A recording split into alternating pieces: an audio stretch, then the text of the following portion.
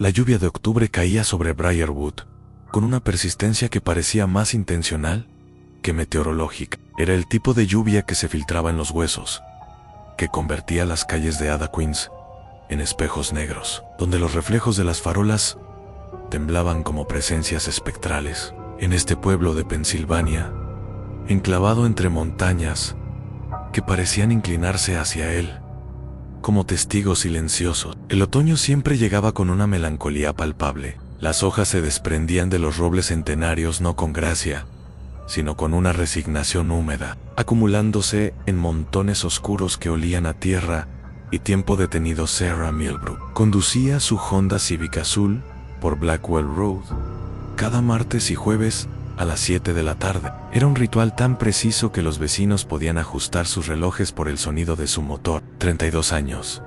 Cabello castaño siempre recogido en una coleta práctica. Ojos color avellana que raramente se encontraban con los de otros. Trabajaba como archivista en la biblioteca del condado, un puesto que había ocupado durante 8 años y que parecía haberla elegido a ella tanto como ella lo había elegido. Sarah vivía en los márgenes de las conversaciones, en los espacios entre las palabras, donde la gente olvidaba que estabas escuchando. Su apartamento en el tercer piso del edificio Ashford no revelaba mucho sobre ella, limpio hasta la esterilidad, con muebles de IKEA que podrían haber pertenecido a cualquiera. Pero había un detalle, una pared entera cubierta de fotografías Polaroid. No photos familiars, no momentos capturados de felicidad, eran imágenes de lugares vacíos. Un banco del parque sin nadie sentado, una mesa de café con una taza humeante, pero sin manos alrededor, una entrada de cine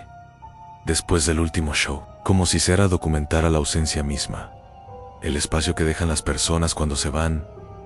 Tenía una rutina inquebrantable. Los martes después del trabajo, compraba en el supermercado Mortens exactamente 11 artículos, nunca 10, nunca 12. Los jueves visitaba el café Riverside, donde ordenaba un americano negro y se sentaba en la mesa junto a la ventana durante exactamente 42 minutos. El dueño del café, Marcus Webb, un hombre de 50 y tantos con manos manchadas permanentemente por años de preparar café, había intentado entablar conversación en múltiples ocasiones. Sarah respondía con monosílabos educados, una sonrisa que no llegaba a sus ojos, y luego regresaba a su cuaderno de notas de tapa negra, donde escribía con una letra minúscula e ilegible.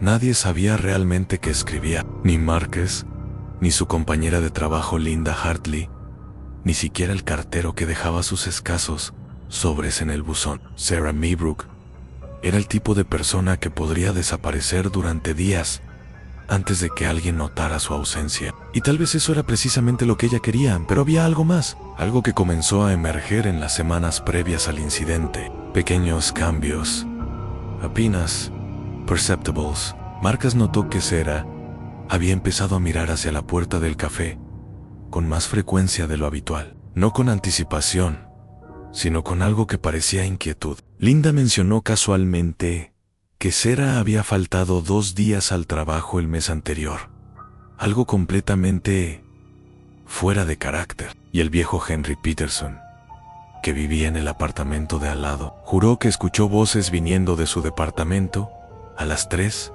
de la madrugada. No discusiones, sino una conversación en voz baja, casi susurrada. En cuando le preguntaron, Sarah negó haber tenido visitas. Sus ojos, siempre tan controlados, parpadearon 2 veces rápidamente. Una grieta minúscula en su fachada cuidadosamente construida. El martes 17 de octubre, Sarah salió del trabajo a las 6:30, como siempre. Linda la vio alejarse en su auto, las luces traseras desapareciendo en la niebla que comenzaba a trepar desde el río Susquehanna. Esa fue la última vez que alguien la vio con vida en él.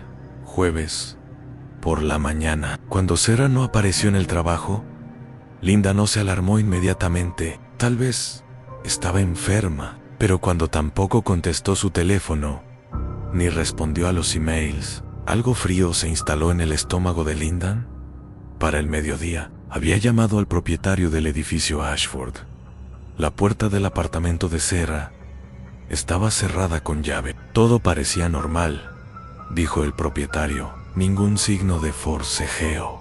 Pero cuando Linda insistió, y cuando el propietario finalmente abrió la puerta, encontraron algo que transformaría a Briarwood de un pueblo tranquilo en el centro de una pesadilla que desafiaría toda lógica.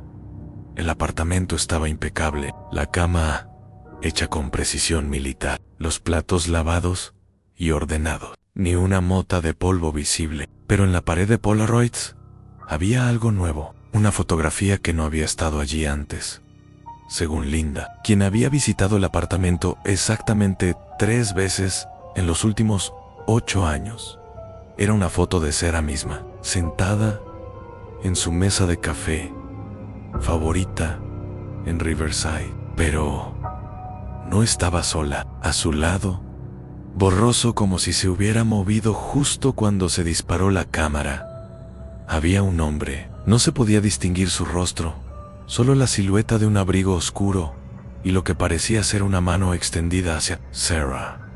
La fotografía tenía fecha en 16 de octubre, el día antes de que Sarah desapareciera, pero había algo más perturbador. En la parte inferior de la Polaroid, con esa letra minúscula que era característica de Sarah, había una sola palabra escrita con tinta negra. Finalmente, el río Susquehanna guarda secretos en su lecho. Fluye con una corriente engañosamente lenta, susurrando contra las rocas cubiertas de musgo que han permanecido allí desde antes de que existiera Briarwood. Los pescadores locales tienen una superstición: nunca pesques después del anochecer. No porque sea peligroso, sino porque las cosas que el río devuelve por la noche no siempre son peces. Fue un grupo de estudiantes universitarios haciendo kayak el sábado por la mañana quienes encontraron a Sarah Milbrook. Estaba a 3 millas río abajo del puente Harwick, atrapada entre las raíces de un sauce llorón que se inclinaba sobre el agua como un guardián enlutado. Al principio pensaron que era un maniquí, la palidez de su piel, la rigidez de su postura, pero cuando uno de ellos se acercó lo suficiente, vio sus ojos abiertos, mirando hacia el cielo plomizo, y el grito que soltó hizo que las garzas que anidaban en los árboles cercanos alzaran vuelo en una explosión de alas. El detective James Corcoran llegó a la escena a las 10:47 de la mañana, 46 años, divorciado 2 veces, con líneas profundas alrededor de ojos que habían visto demasiado durante sus 22 años en la fuerza. Briarwood era su último destino antes de retirarse, un lugar donde esperaba pasar sus últimos 5 años procesando robos menores y disputas domésticas. No Stowe. Nunca Eston Sarah yacía en la orilla fangosa, su cuerpo extrañamente intacto, considerando el tiempo que había pasado en el agua. Vestía la misma ropa que Linda recordaba en jeans oscuros, suéter gris, botas de combate negras, pero había algo profundamente equivocado en la escena. No había señales de lucha, no había moretones defensivos en sus manos, no había trauma visible excepto por una cosa. Sus labios tenían un tinte azul antinatural, y de su boca abierta, como si hubiera estado intentando gritar en el momento de su muerte, sobresalía el borde de una fotografía empapada en el forense del condado. Dr. Alan Reeves extrajo la fotografía con pinza, colocándola en una bolsa de evidencia. Era otra Polaroid, casi destruida por el agua, pero aún distinguible. Mostraba el interior de un lugar que nadie reconoció de inmediato, a una habitación con paredes de ladrillo expuesto, una silla de metal en el centro y algo colgando del techo. Una cuerda en Corcoran sintió que el café de su desayuno amenazaba con regresar. ¿Causa de muerte?, preguntó a Reeves, aunque ambos sabían que era demasiado pronto para determinarlo con certeza. Inconsistente con ahogamiento, murmuró Reeves, examinando las uñas de Sarah con una lupa. No hay espuma en los pulmones, según el examen preliminar. No, inhaló agua. Estaba muerta antes de entrar al río. Entonces, ¿qué la mató? Reeves señaló algo en el cuello de Sarah, apenas visible bajo el ángulo de su mandíbula. Marcas de presión. Alguien la estranguló. Pero mira esto. Iluminó el área con una linterna pequeña. Las marcas no son consistentes con manos. Son demasiado uniforme, demasiado precisas. ¿Una cuerda? Oh, un cable. Algo delgado, pero increíblemente fuerte. Mientras el cuerpo era trasladado, Corcoran caminó por el perímetro de la escena. El suelo estaba embarrado por la lluvia reciente, pero había algo extraño en los patrones. Huellas de pisadas, sí, pero solo de un par de pies. Y esas pisadas llevaban hacia el río. No salían de él, como si Sarah hubiera caminado hasta allí por su cuenta. Eso es imposible, dijo la detective Junio R. Maya Torres, una mujer de 30 años con instintos afilados que Corcoran había aprendido a respetar. Si la estrangularon, no pudo haberse arrojado al río sola, a menos que el asesino la cargara. Entonces habría huellas adicionales. Oh, Marcus, dear. Corcoran no tenía respuesta. Solo tenía el peso creciente en su pecho, que reconocía de casos que se convertían en obsesiones en punta de vuelta en el apartamento de Sarah. Un equipo forense estaba catalogando cada detalle. Las Polaroids fueron removidas una por una, cada imagen de vacío documentada y empaquetada, pero cuando llegaron a la fotografía de Sarah con el hombre borroso, encontraron algo que nadie había notado antes. En el fondo de la imagen, reflejado en la ventana del café, había otra figura, completamente fuera de foco, apenas una sombra, pero estaba ahí, observando. Marcus Webb, el dueño del café, fue interrogado durante 3 horas. Sí, Sarah venía regularmente, dijo, sus manos temblando alrededor de una taza de agua, pero nunca con nadie, siempre sola. Esa fotografía no lo entiendo. Yo estaba trabajando ese día. Si alguien hubiera estado con ella, lo habría visto. ¿Estás seguro? ¿Estás seguro? Marcus cerró los ojos, intentando recordar. El café Riverside era pequeño, solo 8 mesas. Octubre no era temporada alta. Había tal vez 5 clientes. Esa tarde los conozco a todos. Ninguno se sentó con Sarah. ¿Y alguien que no fuera cliente? ¿Alguien que solo pasó? Una demasiado larga. Hubo, ahora que lo mencionas, hubo un hombre, no entró. Solo estuvo parado afuera, mirando a través de la ventana. Pero eso fue por 2 minutos como máximo. Y luego se fue. ¿Puede describirlo? Y aquí es donde la conversación tomó un giro que haría que Corcoran cuestionara todo lo que creía saber sobre memoria y realidad. Marcus abrió los ojos, y en ellos había algo cercano al pánico. Lo extraño es que no puedo. Sé que estaba ahí. Recuerdo haberlo visto, pero cuando intento visualizar su cara, su ropa, cualquier detalle, es como si mi mente se quedara en blanco, como una fotografía sobreexpuesta. ¿Qué edad tenía? No lo sé. Color de cabello. No puedo recordar. ¿Alto? ¿Bajo? ¿Promedio? Creo, pero no estoy seguro. Maya se inclinó hacia adelante. Señor Webb, ¿está diciéndonos que vio a un hombre pero no puede recordar absolutamente nada sobre él? Sé lo absurdo que suena, pero es la verdad.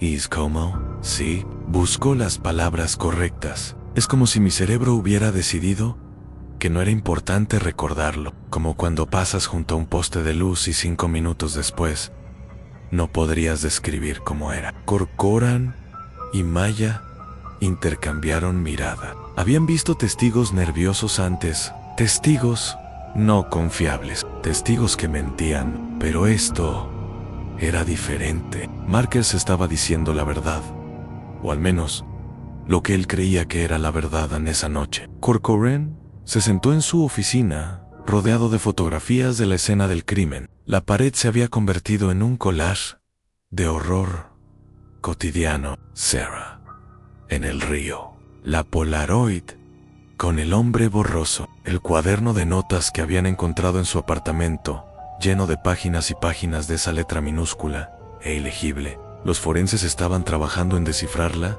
pero hasta ahora no había sentido aparente. Palabras al azar, números and fechas. Su teléfono sonó a las 11:34 p.m. Era Reeves, el forense. Tienes que ver esto. En el laboratorio del hospital del condado, bajo las luces fluorescentes que drenaban todo color de la realidad, Reeves le mostró algo en su computadora. Analicé las fibras encontradas en la ropa de Sarah y encontré coincidencias en nuestra base de datos de otro crimen, de 3 otros crímenes en 3 estados diferentes durante los últimos 6 años. Corcoran sintió que el piso se inclinaba levemente bajo sus pies. Homicide 1 en Vermont. 2 años atrás, una mujer llamada Rebecca Chun, estrangulada con cable, encontrada en un lago. 1 en Ohio. 4 años atrás, hombre llamado Michael Torres, encontrado en un río. Y 1 en Nueva York en hace 6 años, Jennifer Park, Lagón estrangulada. Y todos tienen las mismas fibras. Fibras idénticas, de un tipo de cable de acero trenzado poco común. Se usa principalmente en construcción especializada. Pero aquí está lo verdaderamente extraño. Reeves mostró otra imagen en la pantalla. En cada caso, encontraron una Polaroid en la boca de Chan, en el bolsillo de Torres, en la mano de Park. Y en cada foto aparece la misma cosa. La imagen mostraba una Polaroid diferente, pero el contenido era escalofriante en su similitud. Una persona, presumiblemente la víctima, fotografiada días antes de su muerte. En cada foto, borroso, casi invisible, la misma silueta de un hombre. Hay más, continuó Reeves. Contacté a los detectives que manejaron esos casos. En cada uno, testigos reportaron haber visto a la víctima con un desconocido días antes de la muerte. En cada caso, cuando se les pidió que describieran al hombre, no pudieron hacerlo. Recordaban que estaba ahí, pero no podían recordar nada sobre él. Corcoran se sintió mareado. Eso no tiene sentido. 4 personas en 4 casos diferentes, todos con el mismo tipo de amnesia selectiva. No es amnesia, dijo Reeves en voz baja. Es algo más, algo que no puedo explicar. Conciencia forense. ¿Qué estás sugiriendo? No lo sé, pero sea lo que sea, esta persona ha encontrado una manera de ser completamente olvidable. Invisible. Ha estado matando durante al menos 6 años sin que nadie pueda identificarlo.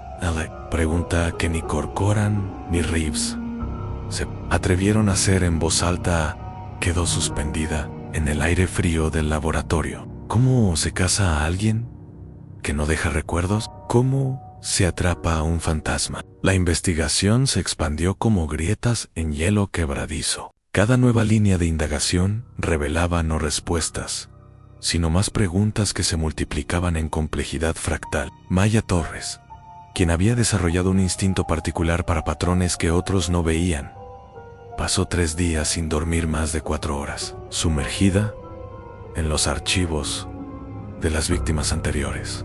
Rebecca Chan, Michael Torres, Jennifer Park y ahora Sarah Maybrook tienen que estar conectados, insistió Maya, extendiendo fotografías sobre la mesa de conferencias como cartas de tarot que predicen catástrofe. 4 personas que nunca se conocieron, viviendo en estados diferentes, edades diferentes, profesiones diferentes, pero algo los unía. Corcoran estudió las imágenes. Rebecca Chun, 38, trabajaba como contadora en Burlington, Vermont. Michael Torres, 42, era enfermero en Cleveland. Jennifer Park, 29, diseñadora gráfica freelance en Syracuse. Sarah Millbrook, 32, archivista en Briarwood. En la superficie no había conexión. Diferentes círculos sociales, diferentes mundos. ¿Qué hay de sus historias médicas? Preguntó Maya. Ya lo revisé, respondió Corcoran. Nada en común. Chen tenía migrañas. Torres era diabético. Park, completamente sana. Sarah tenía prescripción para ansiedad, pero eso es todo. Educación diferentes universidades, diferentes ciudades, differenties. Maya golpeó la mesa con frustración. Tiene que haber algo. Asesinos seriales tienen patrones, han siempre. Pero mientras más profundizaban, más parecía que el patrón era la ausencia misma de patrón. Era como si el asesino hubiera elegido a sus víctimas con una aleatoriedad tan perfecta que desafiaba toda lógica investigativa. O peor aún, como si hubiera una lógica operando en un nivel que ellos simplemente no podían percibir. El quinto día, Corcoran recibió una llamada de la hermana de Sarah, Emily Milbrook, quien había viajado desde Seattle para identificar el cuerpo. Aceptó ser entrevistada en el motel donde se hospedaba, una estructura decrépita en las afueras de Briarwood que olía a desinfectante, barato y resignación. En Emily tenía 36 años, 4 más que Sarah. Compartían la misma estructura facial, los mismos ojos avellana. Pero mientras Sarah había cultivado una invisibilidad intencional, Emily emanaba una presencia sólida, casi defensiva. Se sentó en el borde de la cama, con las manos enlazadas, nudillos blancos. No habíamos hablado en 2 años. Comenzó sin que Corcoran preguntara. No porque estuviéramos peleadas. Exactamente. Sarah Solo Sale dejó de contestar llamadas, emails cortos y poco frecuentes, como si estuviera desapareciendo incluso antes de desaparecer físicamente. ¿Alguna razón? Emily miró por la ventana hacia el estacionamiento donde la lluvia formaba charcos que reflejaban las luces de neón del letrero del motel. Sarah tenían problemas desde que era adolescente. Nuestros padres murieron cuando ella tenía 16. Accidente automovilístico. Yo tenía 20. Acababa de entrar a la universidad. Tuve que regresar, convertirme en su tutora legal, y Sarah cambió después de eso. No inmediatamente. Fue gradual. Como ver a alguien hundirse bajo el agua en cámara lenta. ¿Cambió cómo? Se volvió obsesionada con la idea de ser olvidada. Solía decir que todos eventualmente desaparecen, que no importa qué tan importante creas que eres, en 100 años nadie recordará tu nombre. Lo decía tan casualmente, como quien comenta sobre el clima, pero yo veía el terror en sus ojos. No era filosofía, era pánico. Corcoran tomó notas. ¿Mencionó alguna vez sentirse seguida? ¿O habló sobre conocer a alguien nuevo? No. Pero hace 3 meses me envió algo extraño. Un paquete. Emily sacó su teléfono, buscó entre sus fotos. La recepcionista del motel me lo guardó. Lo dejé en mi equipaje. 10 minutos después, Corcoran sostenía una caja de zapatos llena de Polaroids, pero estas eran diferentes a las que decoraban el apartamento de Sarah. Estas mostraban personas, docenas de personas en diferentes lugares, diferentes momentos. Un hombre en una estación de tren, una mujer en un supermercado, un adolescente en una esquina. Ninguno miraba a la cámara, todos capturados en momentos de tránsito, de movimiento entre un lugar y otro. ¿Sarah tomó estas fotos? No vino con explicación, solo la caja y una nota. Emily le pasó un pedazo de papel doblado. La letra de Sarah, esa caligrafía minúscula y apretada, son más de los que pensaba. Él los encuentra en el medio. Él, Maya, quien había permanecido en silencio hasta ahora, se inclinó hacia adelante. ¿Sarah mencionó alguna vez un él específico? Emily negó con la cabeza. No que yo recuerde, pero Sarah tenía un diario. Lo mantenía desde que era adolescente. Escribía en él todas las noches. ¿Lo encontraron? El cuaderno de notas negro. Corcoran había asumido que era solo un diario regular. Los forenses habían estado intentando descifrarlo durante días, pero no hay mucho que tenga sentido en solo palabras sueltas en fechas. ¿Puedo verlo? Violaba protocolo, pero Corcoran había aprendido a confiar en sus instintos sobre cuándo romper reglas. 1 hora después, en la estación de policía, Emily hojeaba el cuaderno con dedos temblorosos. Sus ojos se movían sobre las páginas, reconociendo algo que los investigadores no habían podido ver. No son palabras al azar, murmuró. Y son uno que Sarah y yo inventamos cuando éramos niña, después de la muerte de nuestros padres. Ella lo empezó a usar de nuevo. Sus dedos trazaban las líneas. Aquí, esta fecha en 3 de agosto, café en ventana a sombra de trazan, y aquí en 1, el 1 de agosto. Pasillos en respiración detrás de mí. Pero nadie cuando volteo en el aire. En la sala, pareció enfriarse. Emily continuó, su voz cada vez más urgente. 15 de agosto lo vi de nuevo. Creo que puedo verlo cuando otros no pueden. Porche. 23 de agosto. Investigué los otros, Ann, Rebecca, Michael y Jennifer. Todos vieron lo mismo antes. Todos intentaron hablar, pero nadie los creyó. El 1 de septiembre. Entiendo ahora. Somos los únicos que podemos percibirlo claramente. Por eso nos elige, porque sabemos que existe. Corcoran sintió que algo frío se deslizaba por su columna vertebral. ¿Qué más? Dice. Emily pasó más páginas, deteniéndose en una entrada cerca del final del cuaderno. Su voz se quebró al leer al 12 de octubre. Lo confronté hoy. Le pregunté ¿qué era? ¿Por qué hace esto? Ann sonrió. Fue la cosa más terrible que he visto. Me dijo que soy afortunada, que la mayoría de la gente vive sin saber que son completamente insignificantes. Pero nosotros, los que puede ver, sabemos la verdad. Y la verdad tiene que ser silenciada. Hubo una última entrada, 16 de octubre. El día antes de que Sarah desapareciera, acepté encontrarme con él. No porque quiera morir, sino porque necesito probar que existo. Aunque sea solo en su memoria, aunque sea solo como una víctima. Es mejor que desaparecer sin dejar rastro. El silencio que siguió fue denso, cargado con implicaciones que nadie quería articular. Maya fue la primera en hablar. Ella sabía que iba a morir. ¿No?, dijo Emily, cerrando el cuaderno con un golpe que resonó como un disparo. Sabía que ya estaba desapareciendo. Esto fue su intento de dejar algo permanente, una prueba de que existió. Corcoran salió de la sala y caminó hasta su oficina. Su mente procesaba información en capas, cada una más perturbadora que la anterior. Un asesino serial que de alguna manera podía borrar los recuerdos de su propia apariencia. Víctimas que parecían ser elegidas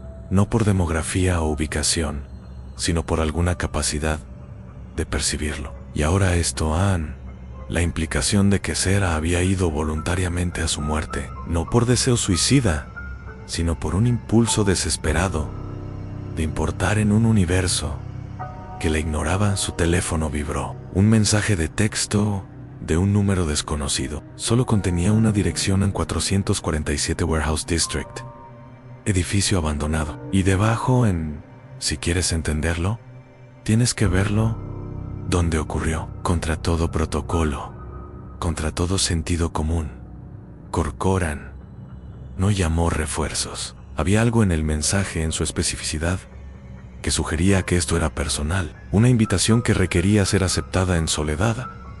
El distrito de almacenes, en las afueras de Bra, había sido abandonado durante décadas. Esqueletos de edificios industriales se alzaban contra el cielo nocturno, como dientes rotos. El 447 era particularmente decrépito.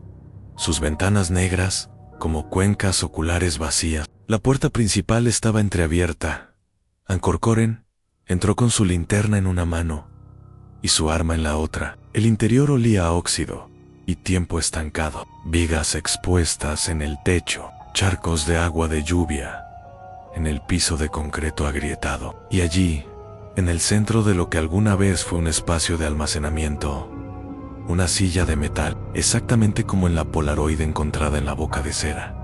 Pero había algo más. Las paredes estaban cubiertas de fotografías, cientos de Polaroids criando Homo secos. Y mientras Corcoran caminaba más cerca, iluminándolas una por una, comprendió con horror creciente lo que estaba viendo. No eran solo 4 víctimas, eran 12.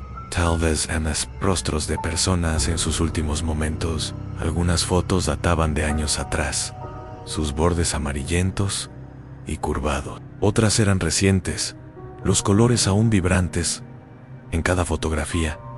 Borroso pero innegablemente presente estaba él, el hombre que nadie podía recordar. En algunas fotos era apenas una sombra, en otras casi formaba una figura completa, pero nunca, ni una sola vez, su rostro era completamente visible. Era como si la misma realidad rechazara enfocarlo correctamente, y entonces Corcoran lo sintió. Una presencia, no un sonido, no un movimiento visible, simplemente la certeza absoluta de que no estaba solo. Se dio la vuelta, su linterna cortando la oscuridad en arcos desesperados. Nada, solo sombras, pero las sombras se movían de manera equivocada, fluyendo contra la lógica de la luz, y en el perímetro de su visión, justo donde la percepción se desmorona en su posición, había una forma vagamente humana, observándolo con una atención que sentía palpable, como presión contra su piel. ¿Quién está ahí? La voz de Corcoran sonó extraña incluso para él, distorsionada por el espacio vacío. No hubo respuesta, solo ese sentimiento intensificado de ser estudiado, evaluado, algo que nunca podría explicar adecuadamente en sus reportes posteriores. Una voz que no era exactamente una voz, más bien un pensamiento que aparecía directamente en su mente. No eres uno de ellos, no puedes verme completamente, por eso te irás ahora y olvidarás esto para mañana. Corcoran quiso responder, quiso levantar su arma, quiso hacer cualquier cosa, excepto lo que hizo de dar la vuelta y caminar hacia la salida. Cada paso se sentía como atravesar melaza, su voluntad luchando contra un impulso que no era suyo. Solo cuando estuvo afuera vio la lluvia, jadeando como si hubiera corrido millas. Recuperó algo de control sobre su cuerpo en C. Encontró en su auto, sin recordar cómo llegó allí. Su teléfono estaba en el asiento del pasajero. La 1:37 a.m. Habían pasado casi 2 horas desde que entró al edificio. No recordaba nada excepto en fotografías, cientos de fotografías, y la certeza escalofriante de que había estado frente a algo que su mente se negaba a procesar completamente. Cuando regresó con un equipo completo, al amanecer, el edificio estaba vacío, las paredes limpias de cualquier fotografía, la silla había desaparecido, no había evidencia de que alguien hubiera estado allí en años, pero en su bolsillo, Corcoran encontró algo que no recordaba haber tomado una Polaroid. Se mostraba a sí mismo en el edificio, iluminado por su linterna. White detrás de él, borroso pero inconfundible, la silueta de alguien más. La investigación había llegado a un punto donde las reglas convencionales de causa y efecto parecían no aplicar. Maya Torres se sumergió en los registros digitales con la desesperación de alguien buscando anclajes en la realidad. Si no podían recordar al asesino, tal vez la tecnología pudiera hacerlo. Revisó grabaciones de cámaras de seguridad de todos los lugares donde Sarah había sido vista antes de su muerte. El café Riverside tenía una cámara exterior que capturaba la entrada en el 16 de octubre a las 6:47 p.m. Sarah entró al café. Ann Solan se sentó en su mesa habitual. Marcus le trajo su americano. Ella sacó su cuaderno. Todo normal. Paró entonces. A las 7:03 p.m. Algo extraordinario sucedió en la grabación. Sarah levantó la vista, como respondiendo a alguien. Sus labios se movieron, claramente en conversación, pero la silla frente a ella estaba vacía. La cámara mostraba el café completo desde un ángulo alto. No había nadie sentado con ella. Sin embargo, Sarah se comportaba como si alguien estuviera allí. Ascentían sonreía levemente.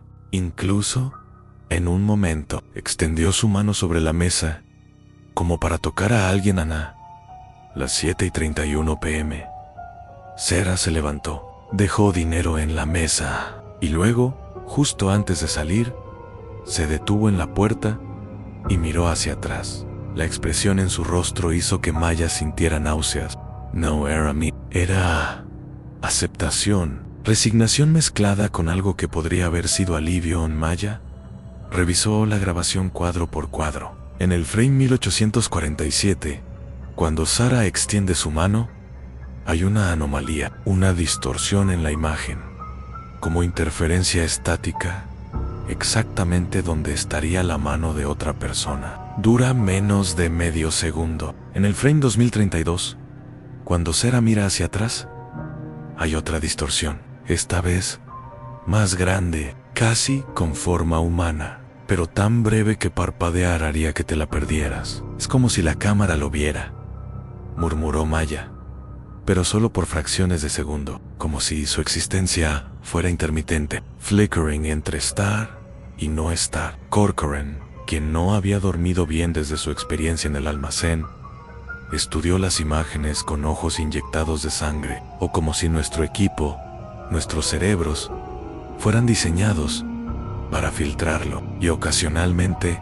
el filtro falla. Esta teoría, tan absurda como sonaba en voz alta, era la única que comenzaba a explicar el patrón. Había otras grabaciones de Rebecca Chun en Burlington, capturada por una cámara de cajero automático 2 días antes de su muerte. Mismas distorsiones de Michael Torres en Cleveland, en grabación de una tienda de conveniencia. Mismas anomalías visuales. Todas las víctimas habían sido filmadas en presencia de algo que las cámaras apenas podían capturar y que el cerebro humano rechazaba procesar completamente. Pero había un archivo más, uno que Maya casi había pasado por alto. Un video subido a YouTube 3 semanas antes de la muerte de Sarah. Era un blog de un turista alemán que había pasado por Briarwood. El video mostraba el centro del pueblo, filmado desde un ángulo casual mientras el turista narraba en alemán sobre la arquitectura pintoresca. En el segundo 0 a 34 del video, en el fondo, Sarah Millbrook caminaba por la calle, y caminando junto a ella, claramente visible en la grabación, pero solo por 2 segundos antes de que la cámara se moviera, había un hombre. Maya pausó el video, aumentó la imagen. Por primera vez, tenían algo que se acercaba a una descripción física. Altura aproximadamente 1.8 metros, constitución delgada, pero no frágil. Vestía lo que parecía ser un abrigo largo oscuro, y su cara. Maya ajustó el contraste, la saturación, aplicó cada filtro disponible. La cara del hombre era visible, pero era extraña. Los rasgos estaban ahí, ojos, nariz, boca, pero no formaban un rostro que el cerebro pudiera procesar como un todo. Era como mirar a alguien bajo agua, cada parte visible, pero la suma total, incomprensible. Y los ojos, ampliados al máximo que la resolución permitía, no reflejaban luz, eran completamente negros, o más precisamente, parecían absorber luz. Necesito que verifiques algo, dijo Maya a un especialista forense digital. ¿Está manipulada? El análisis tomó 4 horas. La respuesta fue clara: no había evidencia de alteración digital, pero había algo más extraño. Las propiedades de luz en esta figura, explicó el especialista, no coinciden con el entorno. Es como si la luz lo atravesara de manera ligeramente diferente al resto de la escena. No es imposible en fotografía, pero es anómalo. Emily Millbrook regresó a la estación por su propia voluntad. He recordado algo más, dijo, sus ojos hundidos por falta de sueño. Cuando Sarah y yo éramos niñas, después de la muerte de nuestros padres, ella tenía pesadilla, pero no eran pesadillas normales. Ella decía que había alguien en su habitación, un hombre que estaba ahí, pero no estaba. Lo veía con el rabillo del ojo, pero cuando miraba directamente, desaparecía. Le dije que eran solo sueños, que el trauma de perder a nuestros padres la estaba afectando. ¿Cuándo pararon las pesadillas? No pararon. Sarah aprendió a vivir con ellas y eventualmente dejó de llamarlas pesadillas. Las llamaba visitas. Decía que él la estaba preparando, que había otros como ella, personas que podían verlo, y que eventualmente todos ellos llegarían a entenderlo. Corcoran se inclinó hacia adelante. Entender que desaparecer era mejor que ser olvidado, que había una diferencia entre morir y nunca haber importado, y que él ofrecía algo que la vida normal no podía, la certeza de que al menos una persona recordaría tu nombre para siempre. La habitación quedó en silencio. Maya fue la primera en hablar. ¿Estás diciendo que las víctimas fueron voluntariamente? No exactamente. Sarah no quería morir, pero quería importar. Y cuando descubrió que había alguien, algo, para quien ella era visible, significativa, memorable, creo que eso fue más tentador de lo que cualquiera de nosotros podría entender. Esa noche, Corcoran revisó todos los casos nuevamente. Las vidas de las víctimas, examinadas bajo esta nueva luz, revelaban un patrón que antes había sido invisible. Todos habían estado luchando con insignificancia. Rebecca Chun había estado en terapia por sentimientos de vacío existencial. Michael Torres había escrito en su blog sobre sentirse invisible en su propia familia. Jennifer Park había dejado docenas de posts en redes sociales sobre no importarle a nadie. Y Sarah, con sus Polaroids de espacios vacíos, había estado documentando su propia ausencia del mundo. El asesino no estaba cazando al azar. Estaba seleccionando cuidadosamente a personas que ya se sentían invisibles. Personas que, en algún nivel profundo, anhelaban ser vista. Y de alguna manera, incomprensiblemente, ofrecía exactamente eso: visibilidad, insignificancia, un precio terrible. Pero había una pregunta que nadie había hecho en voz alta hasta ahora. Corcoran la planteó mientras él y Maya revisaban evidencia.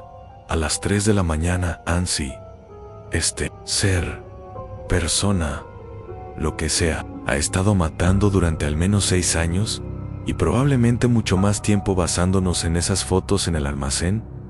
¿Por qué ahora? ¿Por qué dejar que Sarah documentara tanto? ¿Por qué permitir que encontráramos conexiones entre las víctimas? Maya lo miró, comprendiendo lentamente. No está tratando de esconderse. No quiere que sepamos. Quiere ser reconocido, igual que sus víctimas. Dio Corcoran, el cazador y la presa, ambos invisibles a su manera, ambos buscando lo mismo. En ese momento, la computadora de Maya emitió un sonido, un correo electrónico nuevo. El remitente era una dirección sin nombre, solo números al azar. El asunto, decían, para el detective Corcoran. El cuerpo del mensaje estaba vacío, pero había un archivo adjunto. Una Polaroid escaneada. Anchor Current sintió que su sangre se congelaba. La foto mostraba su oficina, tomada desde fuera de la ventana. En la imagen, él y Maya estaban claramente visibles, inclinados sobre evidencia, pero reflejado en el vidrio de la ventana apenas perceptible estaba el fotógrafo. Por primera vez, su rostro era casi claro, casi reconocible, y estaba sonriendo. El mensaje llegó 5 minutos después, esta vez con texto en T. He elegido también detective, no como víctima. Como alguien tiene que recordar. El caso había dejado de ser una investigación y se había convertido en algo más oscuro, un juego donde las reglas se escribían en tiempo real y el objetivo era incomprensible. Según cualquier lógica normal, Corcoran sabía, con la certeza que viene de décadas de experiencia, que estaban acercándose no a una solución, sino a una confrontación, y en algún nivel que no quería examinar demasiado de cerca, sabía que ya había sido elegido, no para Moria, sino para algo posiblemente peor, para ser el único que recordaría al hombre que nunca existió. A la lluvia de noviembre era diferente a la de octubre, más fría, más implacable, como si la estación misma hubiera decidido castigar a Briarwood por albergar lo impensable. Corcoran No había dormido más de 3 horas consecutivas en 2 semanas. Su apartamento se había convertido en una versión más pequeña de su oficina. Paredes cubiertas de fotografías y notas conectadas por hilos rojos que formaban una telaraña de horror maya. Había comenzado a experimentar algo que solo podía describir como deslizamientos en su percepción. Momentos donde, en el rabillo de su ojo, veía una figura que desaparecía cuando giraba su cabeza. La primera vez lo atribuyó a falta de sueño. La quinta vez, dejó de intentar racionalizarlo. Habían estado mirando demasiado profundo en algo que no estaba destinado a ser percibido. Y ese algo estaba empezando a mirarlos de vuelta. El viejo archivista del condado, Silas Brennan, fue quien finalmente proporcionó la conexión que habían estado buscando. 83 años, con memoria fotográfica y 60 años, trabajando en los archivos municipales. Cuando Corcoran le mostró las fotografías, los nombres de las víctimas, Silas se quedó en silencio durante 5 minutos completos, sus dedos artríticos trazando patrones invisibles en el aire. «Hay registros», dijo finalmente, su voz como pergamino arrugado. «Cosas que nadie mira, porque nadie quiere creer. Personas desaparecidas que nunca fueron personas desaparecidas oficialmente, porque nadie las reportó, porque nadie las extrañó lo suficiente como para notar que se habían ido». Guió a Corcoran y Maya a través de laberintos de estanterías en el sótano del edificio del condado. El aire olía a moho y tiempo estancado. En la esquina más remota,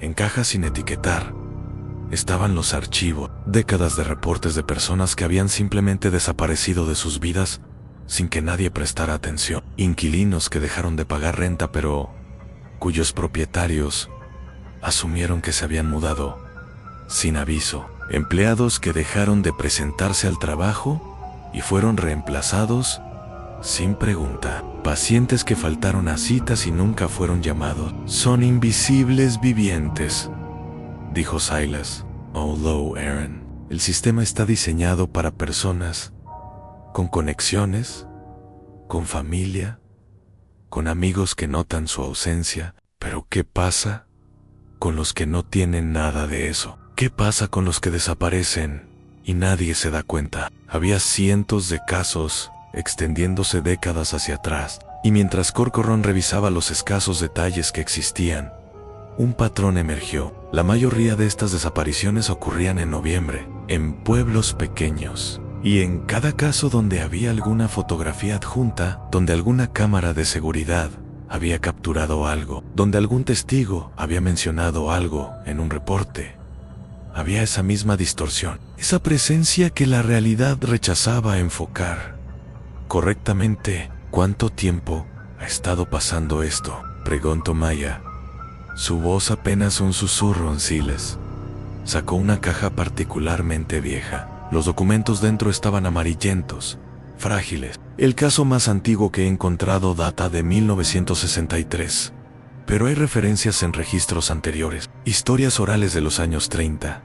Los ancianos hablaban de el hombre vacío, alguien que aparecía en los márgenes, que encontraba a los solitarios, los olvidados, y luego ellos desaparecían también, pero desaparecían tan silenciosamente que era como si nunca hubieran existido en absoluto». Corcoran sintió algo romperse en su comprensión del mundo. No estaban persiguiendo a un asesino serial en el sentido convencional, estaban persiguiendo algo que había estado operando durante generaciones. Tal vez más, algo que había perfeccionado el arte de seleccionar víctimas, que el mundo ya había decidido ignorar. Esa noche, Corcoran recibió otra comunicación, no por email esta vez, una llamada telefónica a su celular personal, un número que solo un puñado de personas conocía. No había ID de llamada, solo estática. Cuando contestó, pero a través de la estática, una voz, no la voz que había escuchado en su mente en el almacén, sino algo más tangible, nació. «Pero no del todo. Has visto más de lo que debías, detective. Eso te hace especial, tan diferente como ellos. ¿Quién eres?» «Rizan como vidrio», rompiéndose en cámara lenta. Soy el espacio entre recuerdos, la ausencia donde solía estar algo. He existido en los márgenes tanto tiempo que me he convertido en los márgenes mismos. ¿Por qué los matas? No los mato, los preservo. Ellos ya estaban desapareciendo, ya eran fantasmas en sus propias vidas. Yo solo completo el proceso. Y en el momento final, cuando miran mis ojos, ellos ven lo que realmente son, lo que siempre fueron a nada. Y en ese reconocimiento encuentran paz en Sarah. Escribió que quería silenciar la verdad. Sarah malinterpretó. No silenció verdad. Soy la verdad de que la mayoría de nosotros no importamos, de que desaparecemos sin dejar marca. Algunos luchan contra esto, se aferran a la ilusión de significancia. Yo ofrezco algo mejor en aceptación. Why en su muerte finalmente son vistos por mí en para siempre. Estás enfermo, estoy siendo honesto, algo que tu mundo no puede tolerar. Por eso me filtran, por eso no pueden recordarme, porque recordarme significaría enfrentar lo que represento. ¿Y qué es eso? Silencio largo, luego an inevitabilidad, el olvido que espera a todos. Pero no te preocupes, detective, no eres una víctima. Y cuando esto termine, cuando finalmente comprendas, escribirás mi historia, asegurarás que al menos yo sea recordado, porque alguien tiene que ser, incluso si solo soy recordado como el hombre que nunca existió. La línea se cortó. Corcoran se quedó sentado en la oscuridad de su apartamento, el teléfono aún presionado contra su oído, sintiendo que algo fundamental en su comprensión de la realidad se había agrietado permanentemente. La mañana siguiente encontraron otra víctima. Aaron Webb, 26 años, vivía solo en un apartamento de sótano, en las afueras de Briarwood. Trabajaba de noche en un almacén, prácticamente sin contacto social. Su casera descubrió el cuerpo cuando fue a cobrar 2 meses de renta atrasada. Aaron había sido estrangulado, igual que los demás, encontrado en su bañera llena de agua. Pero había algo diferente esta vez en su mano, apretada tan fuerte que fue difícil extraerla. Había una Polaroid. La foto mostraba a Aaron y al hombre borroso, tomada en lo que parecía ser el mismo apartamento. Pero en esta imagen, el rostro del asesino era más claro que nunca antes, casi completamente visible. Y Aaron, en la fotografía, no parecía asustado, parecía aliviado. En la pared de su apartamento, escrito con marcador negro en letra temblorosa, Aaron había dejado un mensaje: finalmente, alguien me ve. Maya vomitó en el baño del apartamento, no por la escena del crimen, sino por la implicación. Las víctimas estaban cooperando, no completamente, no conscientemente, tal vez, pero en algún nivel, estaban caminando hacia su muerte porque ofrecía algo que la vida les había negado. An importancia. ¿Cómo se combate eso?, preguntó Maya cuando recuperó la compostura. ¿Cómo se protege a la gente de alguien que les ofrece exactamente lo que más necesitan? Corcoran no tenía respuesta. Solo tenía el peso creciente de comprensión de que este caso no terminaría con un arresto. No había nadie que arrestar. Solo había un fenómeno, una fuerza que había descubierto una grieta en la condición humana y la había estado explotando durante décadas. Esa noche, Corcoran fue solo al almacén 447. Esta vez no por invitación accidental, sino por decisión deliberada. Necesitaba enfrentar esto directamente. Necesitaba ver si podía hacer lo que Ser había hecho, percibir al hombre que nunca existió en su totalidad. El edificio estaba exactamente como lo había dejado, vacío. Pero cuando Corcoran se paró en el centro de lo que alguna vez fue el cuarto de almacenamiento, cerró sus ojos y dejó que su mente se relajara, dejando ir el filtro que su cerebro automáticamente aplicaba. Algo cambió. Podía sentirlo. Una presencia no physical, más profunda que física. Y cuando abrió sus ojos, por una fracción de segundo, lo vio. Complete, no un hombre en el sentido convencional, más bien una ausencia con forma, un vacío que había aprendido a imitar humanidad. Y en ese momento de visión clara, Corcoran entendió algo terrible.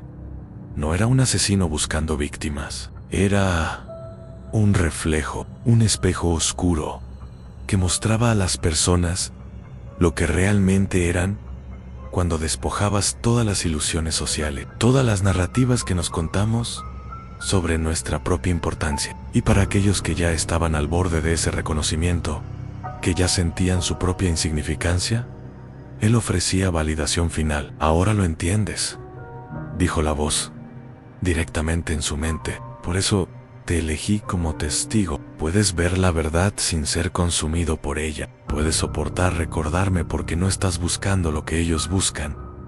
¿Y qué es eso? Permiso para desaparecer. Corcoran sintió lágrimas en sus mejillas y no supo cuándo habían comenzado. ¿Cómo lo detenemos?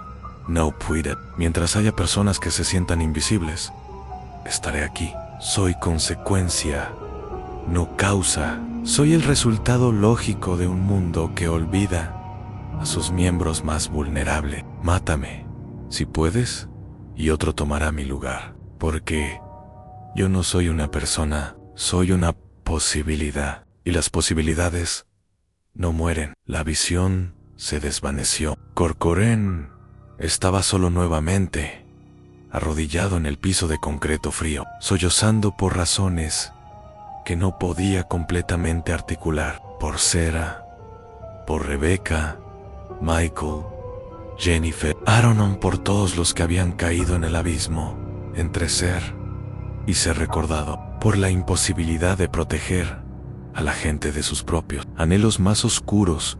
Cuando finalmente se levantó y salió del edificio, el amanecer estaba rompiendo sobre Briarwood. La lluvia había parado. El mundo continuaba, indiferente a las pequeñas tragedias que ocurrían en sus márgenes. Y Corcoran sabía, con certeza absoluta, que el hombre que nunca existió seguiría existiendo, encontrando a aquellos que necesitaban ser encontrados, ofreciendo el único consuelo que podía dar a la promesa de que, al menos en muerte, finalmente importarían a alguien. El caso permaneció oficialmente abierto, pero Corcoran sabía que nunca sería resuelto, no de la manera que los casos se supone deben resolverse. Solo quedaba documentar, recordar, asegurar que los nombres de las víctimas no fueran borrados completamente. Y en las noches, cuando Corcoran no podía dormir, escribía, no reportes oficiales, sino algo más parecido a testimonio, la historia del hombre que nunca existió y de aquellos que fueron los únicos en verlo claramente. Porque si algo había aprendido de Sarah Millbrook, era esto en ser recordado. De cualquier forma, es mejor que desaparecer sin dejar rastro alguno. El invierno llegó a Briarwood como amnesia. La nieve cubrió las calles, borrando caminos, convirtiendo el familiar pueblo en un paisaje lunar. Corcoran continuó su trabajo, procesando casos menores, escribiendo reportes que ya no leía completamente, pero en las noches, en su apartamento, mantenía vigilia, las paredes aún cubiertas de fotografías, el caso que nunca cerraría, el misterio que había elegido llevar como cicatriz en Maya Torres. Había solicitado transferencia. No lo dijo explícitamente, pero Corcoran entendía. Ella había visto lo suficiente. El rostro humano de la inevitabilidad es demasiado para soportar por mucho tiempo. El día antes de su partida, le dejó una nota en su escritorio. Solo una línea. Algunos monstruos no se pueden matar, porque nunca estuvieron realmente vivos. Emily Millbrook regresó una vez más. 2 semanas antes de Navidad, trajo consigo más pertenencias de cera que había encontrado en un almacenamiento, entre ellas, una última caja de Polaroids. Pero estas eran diferentes. Mostraban lugares específicos alrededor de Briarwood: el puente Harway, el café Riverside, el edificio Ashford, el distrito de almacenes, o hay en cada foto, escrito en el reverso con la letra minúscula de Sarah, donde desaparecí un poco más. Ella sabía, dijo Emily, su voz plana, agotada por meses de duelo. Durante años, sabía que algo la estaba consumiendo, y documentó cada etapa de su propia desaparición. Estas fotos no son solo lugares, son momentos, instantes, donde sintió que se volvía menos real, menos visible para el mundo. ¿Por qué guardarías esto? ¿Por qué no destruirlo? Emily sonrió, una expresión triste y cansada, porque es todo lo que queda de ella. Y destruir esto sería hacer exactamente lo que esa cosa. Quieren confirmar que la gente como Sarah puede ser borrada sin consecuencia. Hizo una pausa, mirando a Corcoran con ojos que habían visto demasiado. Prométeme algo, detective. Promete que no permitirás que el mundo olvide que ella existió.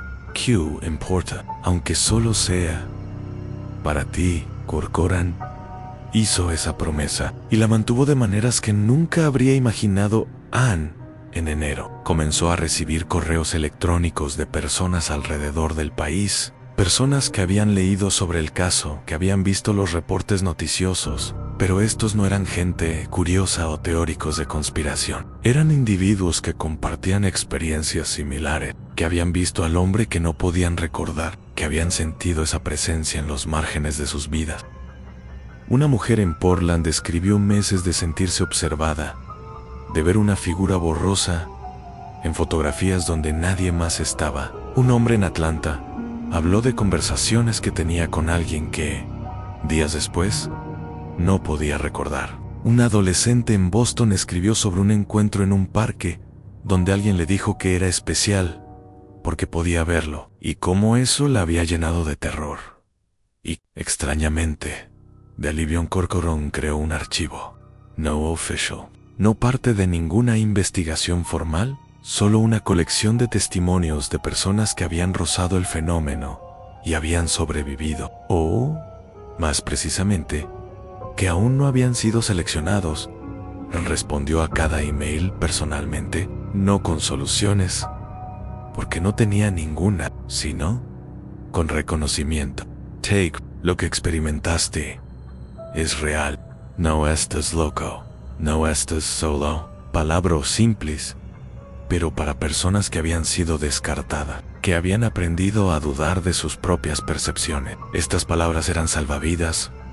Un patrón emergió de estos testimonios. Las personas que sobrevivieron, que resistieron la atracción, eran aquellas que habían encontrado alguna forma de conexión después del encuentro. Un amigo que los escuchó sin juzgar. Un terapeuta que creyó su historia. Algún ancla en el mundo que les recordaba que importaban.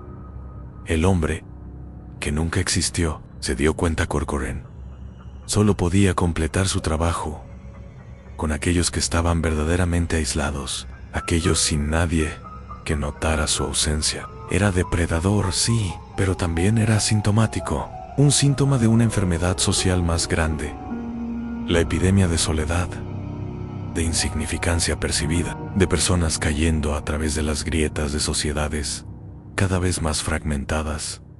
En marzo, Corcoran dio una conferencia en una convención de aplicación de la ley. No habló específicamente sobre el caso. Habló sobre personas desaparecidas que nunca fueron reportadas, sobre el imperativo moral de notar a aquellos en los márgenes, sobre cómo prevenir crímenes.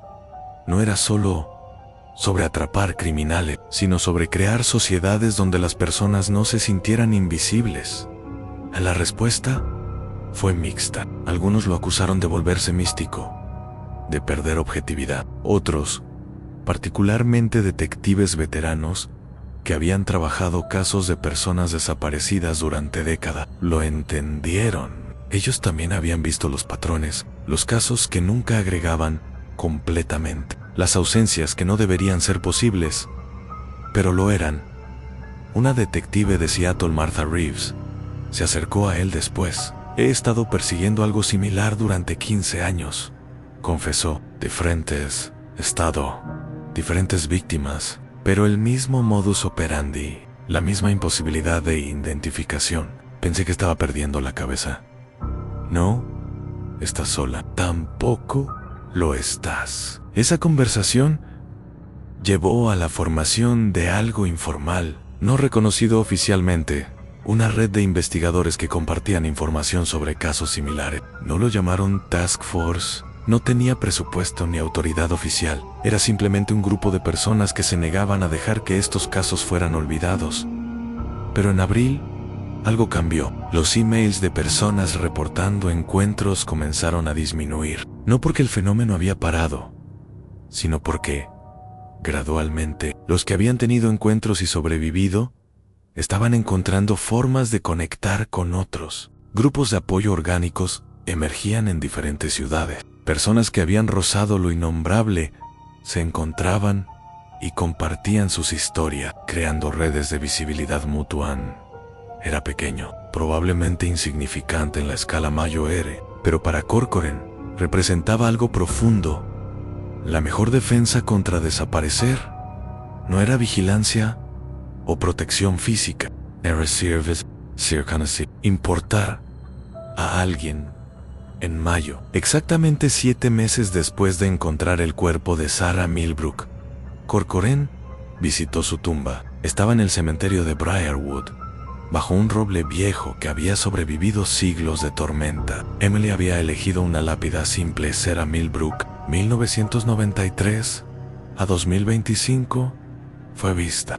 Sir Corcoran colocó una Polaroid en la base de la lápida. No una de las fotos de Sarah, sino una que él había tomado. Mostraba el café Riverside, la mesa donde Sarah solía sentarse. Pero la mesa no estaba vacía. Corcoran había pedido a un grupo de personas, desconocidos entre sí, que se sentaran allí juntos. Una comunidad temporal formada en memoria de alguien que nunca habían conocido. En el reverso de la Polaroid, Corcoran escribió: no desapareciste, iluminaste un camino. Mientras se alejaba del cementerio, sintió esa presencia familiar. En el rabillo de su ojo una figura borrosa, siempre en el perímetro de visión, nunca completamente visible. El hombre que nunca existió, observándolo aún, recordándole que estaba siendo testigo, que tenía un rol en esta historia oscura. Pero esta vez, Corcoran no sintió miedo, sintió determinación, porque había comprendido algo crucial. El hombre que nunca existió derivaba su poder de la invisibilidad, del olvido, y la mejor manera de combatir eso no era con violencia o persecución, sino con memoria, con reconocimiento deliberado de aquellos que el mundo prefería ignorar. En el verano, llegó a Briarwood, trayendo luz y calor que parecían incongruentes con los eventos del año anterior. Los turistas regresaron, ignorantes de las sombras que acechaban en los márgenes del pueblo. La vida continuó, como siempre lo hace, indiferente a las pequeñas tragedias y triunfos que ocurren silenciosamente en Corcoran. Continuó escribiendo. No reportes en historia. El testimonio comenzó con Sarah Millbrook, pero se expandió para incluir a todos los que habían caído en el abismo entre ser y ser recordado, a nombres, a vidas, a momentos de humanidad que el mundo había pasado por alto.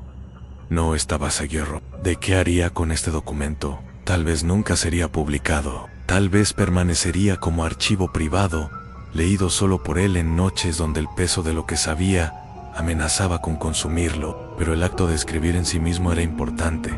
Era un acto de resistencia contra el olvido. En las últimas páginas de su manuscrito, Corcoran escribió una reflexión que había estado tomando forma durante meses. Hay monstruos en este mundo. No todos tienen colmillos y garras. Algunos son reflejos, espejos oscuros, que muestran las fallas en cómo hemos construido nuestras sociedades. El hombre que nunca existió no es una aberración, es consecuencia lógica de un mundo que permite que personas desaparezcan sin rastro, que valora a algunos y descarta a otros, que crea jerarquías de quién merece ser recordado. No puedo matarlo. Tal vez nadie puede, pero puedo hacer esto. Puedo recordar a aquellos que él encontró. Puedo decir sus nombres en voz alta. Puedo asegurar que sus vidas, por breves o silenciosas que fueran, dejen marca. Y tal vez, solo tal vez, si suficientes personas hacen lo mismo, si suficientes personas se niegan a dejar que otros desaparezcan, su poder disminuirán. Porque los monstruos se alimentan de nuestra indiferencia, y la única arma que tenemos es cuidado. La última comunicación llegó en una noche de agosto, cuando el aire era denso y eléctrico con una tormenta que se acercaba. No fue email ni llamada telefónica, fue una Polaroid deslizada bajo la puerta de su apartamento. Cuando Corcoran la recogió, sus manos temblaban en la foto. Mostraba su propia sala de estar, tomada desde la ventana. Él estaba visible, sentado en su escritorio, escribiendo. Y detrás de él, reflejado en un espejo en la pared, más claro que nunca antes, estaba el hombre que nunca existió. Esta vez, su rostro era completamente visible, ordinario. Podría haber sido cualquiera, y esa ordinariedad era de alguna manera más aterradora que cualquier monstruosidad en el reverso. En escritura que no reconoció, 2 palabras: gracias. Testigo Corcoran se dio vuelta rápidamente, buscando por su apartamento. Vacío, siempre vacío, pero por primera vez en meses, sonrió. Una sonrisa triste, agotada, pero genuina, porque entendió el mensaje. No era amenaza, era reconocimiento mutuo. El cazador y el cronista, el monstruo y su biógrafo, atados para siempre en un baile macabro de visibilidad y recuerdo.